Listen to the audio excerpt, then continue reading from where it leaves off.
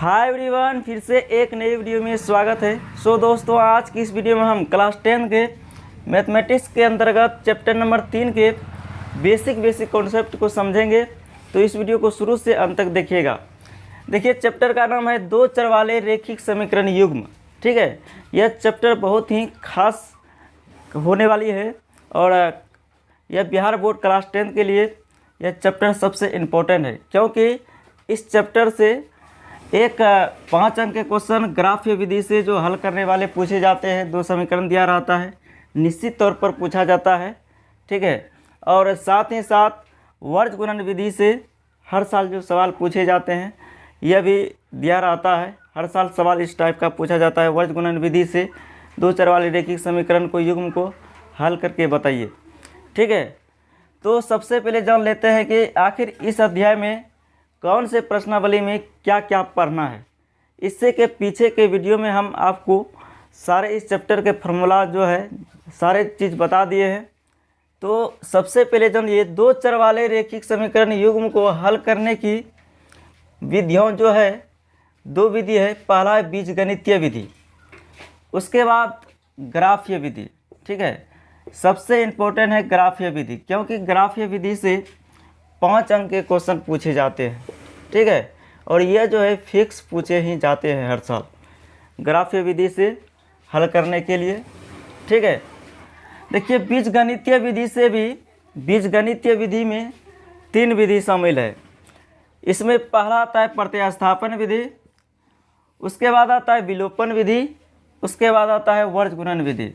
ठीक है, देखिए प्रतिस्थापन विधि जो हम लोग पढ़ेंगे 3.3 में, 3.3 जब प्रश्नावली हम लोग 3.3 बनाएंगे तो उस प्रश्नावली में प्रतिस्थापन विधि से हल करके आपको कहेगा x y का मान निकालिए। ठीक है, और ग्राफीय विधि जो हम लोग सीखेंगे 3.1 और 3.2 में। ठीक है, 3.1 और 3.2 में सीखेंगे ग्राफीय विधि से दो चर वाले रैखिक समीकरण को हल करने के लिए। ठीक है, और विलोपन विधि हम लोग जो सीखेंगे 3.4 में। किसमें? 3.4 में। उसके बाद है वर्ग गुणन विधि। वर्ग गुणन विधि जो हम लोग सीखेंगे 3.5 में। जब प्रश्नावली 3.5 हम लोग पढ़ेंगे उसमें वर्ग गुणन विधि से कैसे दो चर वाले रैखिक समीकरण को हल करना है वर्ग गुणन विधि से सीखेंगे। ठीक है, साथ ही साथ इस अध्याय में पढ़ना है दो चर वाले रैखिक समीकरण युग्म में बदले जा सकने वाले समीकरण। ठीक है, इस टाइप का आपको समीकरण दिया रहेगा। ठीक है, आपको सिंपल समीकरण में बदलना है इस रूप में। ठीक है, इस रूप में समीकरण दिया रहेगा, पहले इसमें बदल देना है, तब जाके x और y का मान निकाल के बताना है। ठीक है, तो आज इस क्लास में हम लोग सबसे पहले बेसिक कॉन्सेप्ट के जरिए, बेसिक क्लास के अंतर्गत सीखेंगे हम लोग प्रतिस्थापन विधि।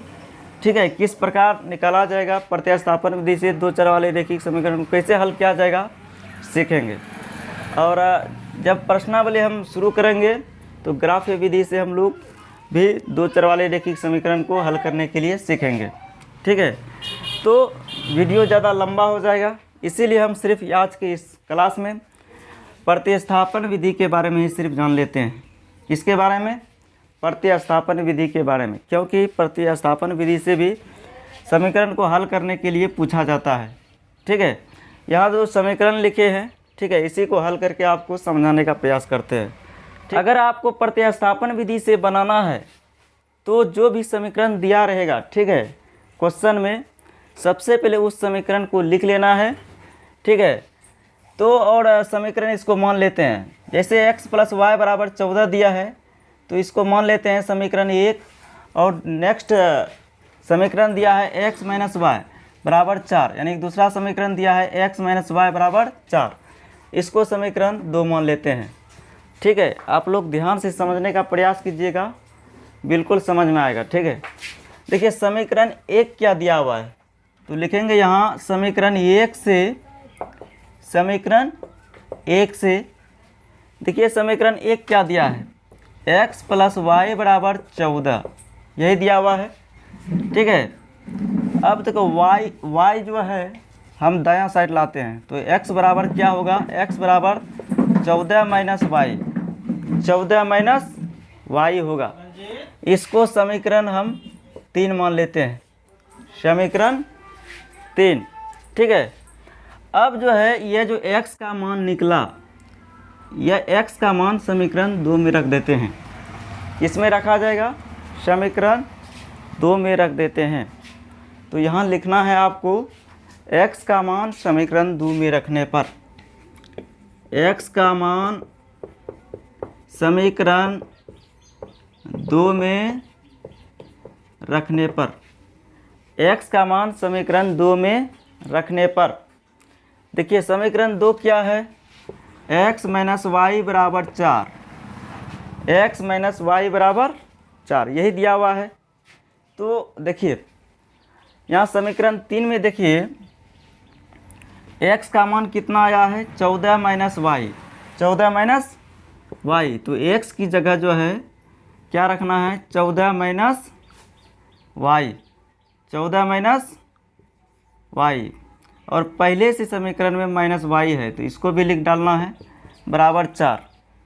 अब ध्यान से देखिए यहाँ 14 में यहाँ प्लस है तो दायां साइड जाने के बाद इधर माइनस में आ जाएगा, और माइनस वाई कितना होगा, माइनस 2y। तो 4 माइनस 14 हो जाएगा, 4 माइनस 14, माइनस 2y।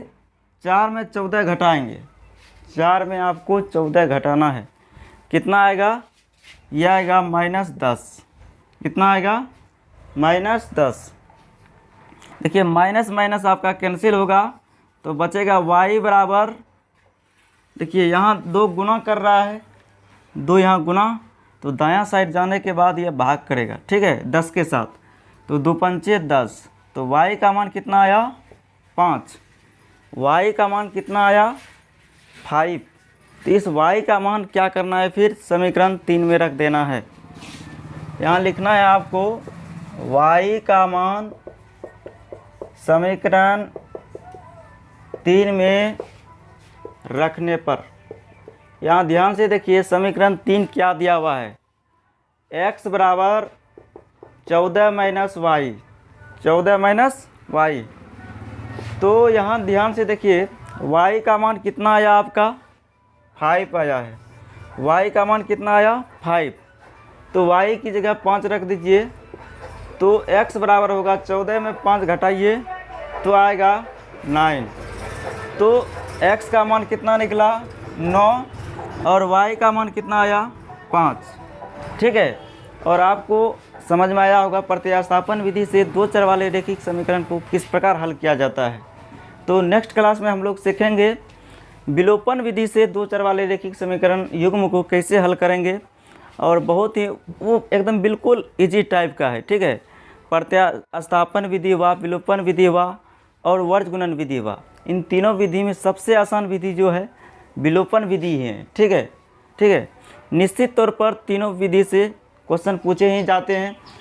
तो और हम जो अभी बताए आपको प्रतिस्थापन विधि से, ठीक है, इसको पहले कॉपी में नोट कीजिएगा, और आपके बुक में इस टाइप का अगर सवाल दिया है प्रतिस्थापन विधि से निकालने के लिए, ठीक है, प्रतिस्थापन विधि आप जो पढ़ेंगे क्लास 10 में 3.3 में, ठीक है, पहला नंबर क्वेश्चन जो है, ठीक है, 3.3 में पहला नंबर क्वेश्चन जो है आप लोग ज़रूर प्रश्नावली निकाल कर बनाने का प्रयास कीजिएगा। ठीक है, यह होमवर्क रहा आपके लिए।